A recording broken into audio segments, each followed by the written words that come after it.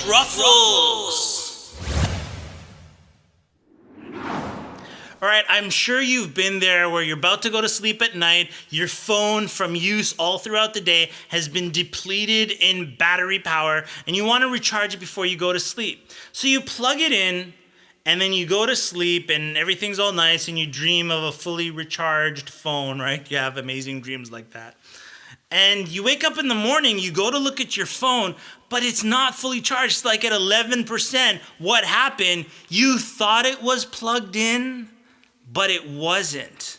And that brings us to today's ayah. Allah subhanahu wa ta'ala says, وَإِذْ قَالَ إِبْرَاهِيمُ رَبِّ أَرِنِي كَيْفَ تُحْيِي الْمَوْتَى قَالَ أَوَلَمْ تُؤْمِنْ قَالَ بَلَى وَلَكِنْ لِيَطْمَئِنَّ قَلْبِي قال فخذ 4 من الطير فصرهن إليك ثم اجعل على كل جبل منهن جزءا ثم ادعهن يأتينك سعيا واعلم أن الله عزيز حكيم. Here in this verse, Prophet Ibrahim alayhi salam asked Allah to show him how does Allah resurrect the dead. Allah subhanahu wa ta'ala asks Ibrahim, أَوَلَمْ تُؤْمِنْ, don't you believe? And Ibrahim alayhi salam said something very interesting, and it's the point of today's episode. Ibrahim alayhi salam said, بَلَى وَلَكِنْ لِيَطْمَئِنَّ قَلْبِي. He said, indeed I believe, but I want to reassure my heart. When Ramadan comes along, we all feel this spiritual recharge, right? You feel it, I feel it. People have made t-shirts of that, like this battery, Ramadan, I need to recharge myself. We're going for Taraweeh in Ramadan. We're reciting Quran. We're racing to do good deeds. I'm here to tell you that that needs to happen all throughout the year, that we have to seek out opportunities to recharge our iman.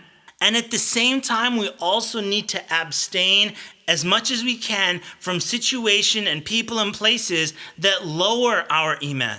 And let me say something special to our youth, those of us who are in charge of educating and assisting these youth. Every 2 or 3 years, there's another group of youth that come of age. And we might take it for granted that they know where to go to get their spiritual recharge. They know where to go to get, their knowledge increased. They don't necessarily know that. And so we have to constantly be educating and guiding people in their deen, in their spirituality, so that they and us can have a consistent recharge of iman.